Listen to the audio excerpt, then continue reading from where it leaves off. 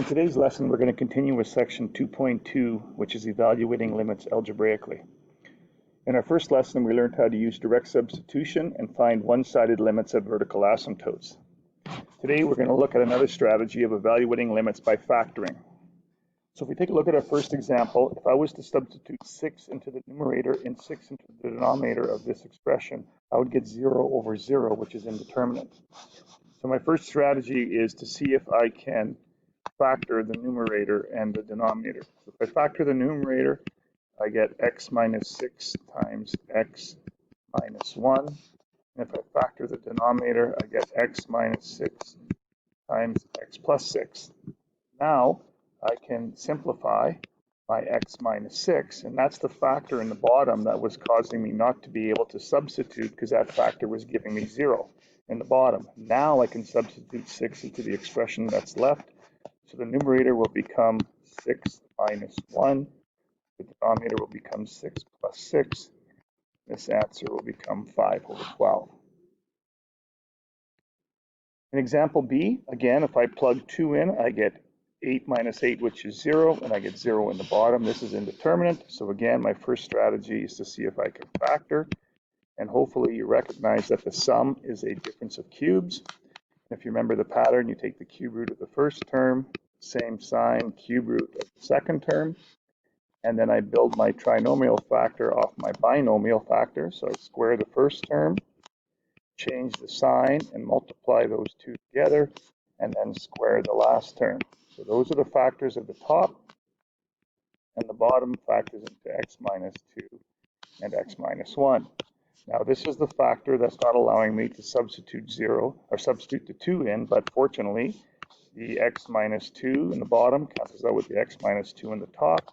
And now I can use direct substitution, so I'm going to get 2 squared plus 2 times 2 plus 4 all over 2 minus 1.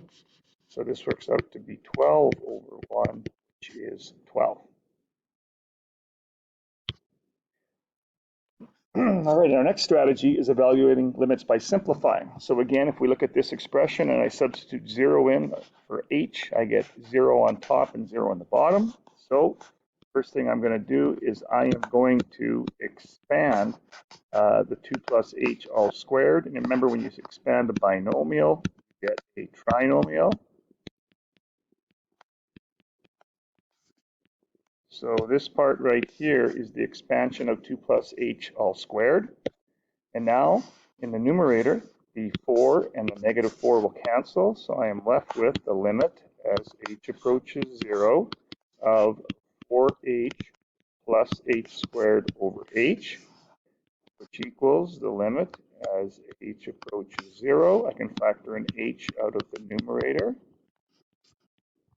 And this is the term that's causing me not to be able to substitute in this question, so somehow it has to cancel out. And once I factor the h out of the numerator, those cancel. Now I can substitute a 0 in for h to get 4 plus 0, so this limit is 4. Now, some of you may have noticed that I could have done this another way because my numerator is really a difference of squares, because 2 plus h squared is a perfect square. So we could have said, that this is equal to, I'm just going to start a new page here. This is the limit as h approaches 0. Well, the square root of 2 plus h squared is 2 plus h minus 2, and the other factor would be 2 plus h plus 2 all over h. Really, these brackets up front I really don't need, so now I can collect like terms in my brackets. So 2 plus h minus 2 is going to be just h, and the next factor is going to become h plus 4 over h. Now these h's cancel. Now I can plug a 0 in for h, and I get the same answer. So sometimes you can simplify, and in this case you could also treat it as a difference of squares for factors. So sometimes there are different ways to solve some of these. Now this example is a little bit more challenging, okay, but again, this will be one that you'll see in a future assessment. If I plug 0 into the numerator, I get a third minus a third, which is 0, and 0 in the bottom, I get 0. So somehow, eventually, I have to get rid of that x down on the bottom because that's not allowing me to substitute by 0 into this expression. So let's first of all analyze the numerator. In the numerator, I'm really subtracting two fractions. So to do that, I need to get a common denominator. So I'm going to multiply this side by x plus 3 and this side by x plus 3. And again, make sure you use brackets. I'm going to multiply this side by 3 over 3. All right, so this is going to equal the limit as x approaches 0. 3 times 1 in the numerator is 3. I'm going to leave the bottom right now as just 3 times x plus 3. So I'm not distribute 3 into the x plus 3. I'm just going to write it as a product of two terms. Subtract, again, don't forget the bracket, x plus 3 over 3 times x plus 3. And this is all still over 2x. I use the squiggly line to determine what my big denominator is. Okay, so the denominator is below the squiggly line. So now I have a common denominator up here, so I can combine those two terms. So this is going to be the limit as x approaches 0. So 3 minus x minus 3, because remember this negative sign has to distribute to both, would be 3 minus x minus 3 over 3 times x plus 3. So that's what my numerator is, and this is still over 2x. So this is going to equal the limit as x approaches 0. Well, in the numerator, the 3 and the minus 3 are going to cancel. So I'm left with negative x over 3 times x plus 3. I'll clean that up a little bit. And this is still all divided by 2x. Now, this 2x in the denominator is really over 1, so I really have a fraction divided by a fraction. And if you recall from our early days of studying fractions, when you are dividing by a fraction, you multiply by the reciprocal of the denominator. So the reciprocal of this will be multiplied by the numerator. So my numerator is negative x over 3 times x plus 3 times the reciprocal of the denominator will be 1 over 2x. So now when you are multiplying fractions, any factor in the bottom can cancel out with any factor in the numerator. So this and this are the same. So I can cancel out those two x's. And if you recall, that was the term that was giving me the grief of substituting 0 into my expression. So now I'm left with the limit as x approaches 0. Negative times 1 will give me a numerator of negative 1. If I put a 0 in for x, I'm going to get 3 times 0 plus 3, and that's still going to be multiplied by 2. And this works out to be negative 1 over 3 times 3 times 2. It's going to be 18, and that would be my final answer. So basically, going back to the original question, as x approaches 0, the graph of this function will be approaching negative 1 over 18. All right, this question here is the one that causes a lot of grief for students, and I'm not too sure why, okay? But in this example, we have the limit as x approaches 0 of the square root of x plus 1 minus 1 all over x. Okay, and if you recall back when we studied division of radicals in pre-calc 20, if I had 4 divided by 3 minus root 7, if you recall in pre-calc 20, we never wanted to have a radical in the denominator. In this particular case, I had a radical that was part of a binomial, and the only way I could get rid of that radical was to multiply it by the conjugate. But if I'm multiplying the denominator by the conjugate, you recall you have to also multiply the numerator by the conjugate, so this part right here was just really a form of 1. So now, if I distribute it on top, 4 times 3 is 12, plus 4 root 7, all over. When you multiply conjugates, 3 times 3 is going to give me 9. Notice this is going to give me 3 root 7. And this is going to give me a negative 3 root 7. So those are going to cancel out. And the last term, negative root 7 times positive root 7, is going to be negative root 49, which is just negative 7. Now this becomes 12 over plus 4 root 7 over 2. And now if we divide each term by 2, we would be left with 6 plus 2 root 7 as my final answer.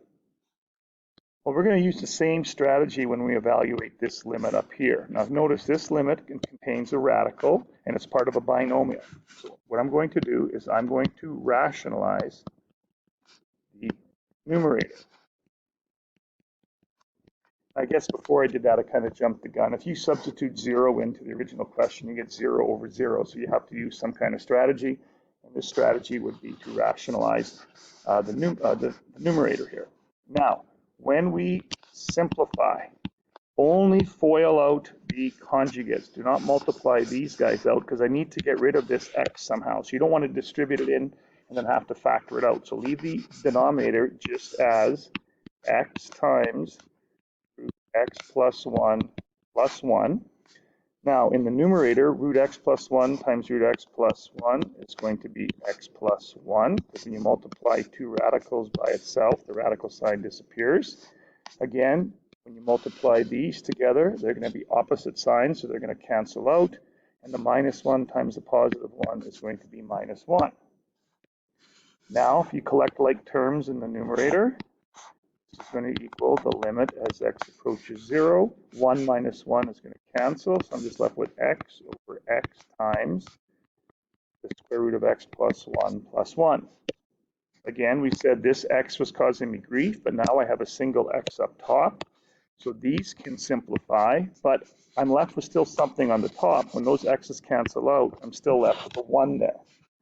Now I can substitute in. When I substitute, I'm going to get the square root of 0 plus 1 plus 1. The square root of 1 is 1, and 1 plus 1 is 2. So my final answer is going to be 1/2. So in some questions, you'll rationalize the numerator. In other questions, you'll rationalize the denominator. But there are many questions which involve rationalizing in order to evaluate the limit. All right, I encourage you to pause the video and give this one a whirl. Okay, I hope you had a chance to try this one. So again, I'm going to multiply by the conjugate. So it's going to be 3 plus r plus 3, and the square root of 3 plus r plus 3. Lots of people want to change the sign under the root sign. Remember, this is the sign we're changing right here, okay? All right, recalling our strategy of only multiplying out the conjugates. Okay, so now I'm going to have the limit as x approaches 6. Root 3 plus r times root 3 plus r is 3 plus r. And minus 3 times positive 3 is going to be minus 9. And this is all over again. Leave the denominator as separate factors. And why do I want to leave them as separate factors? Because this is the term here that's not allowing me to substitute in my 6 in the bottom. So somehow that has to cancel out. Well, if we look at the numerator, I have the limit as x approaches 6. R, 3 minus 9 is negative 6. All over, r minus 6. And the square root of 3 plus, the square root of 3 plus r plus 3. So now the r minus 6's will cancel, and I'm still left with the 1 on top. So now I can substitute in, so I'm going to have 1 over the square root of 3 plus 6 plus 3. So this is going to be 1 over, this is the square root of 9, which is 3, and 3 plus 3 is going to be 6. All right, that concludes the second part of evaluating limits algebraically. So there's a few questions for you to try. And again, all the answers are posted on the website.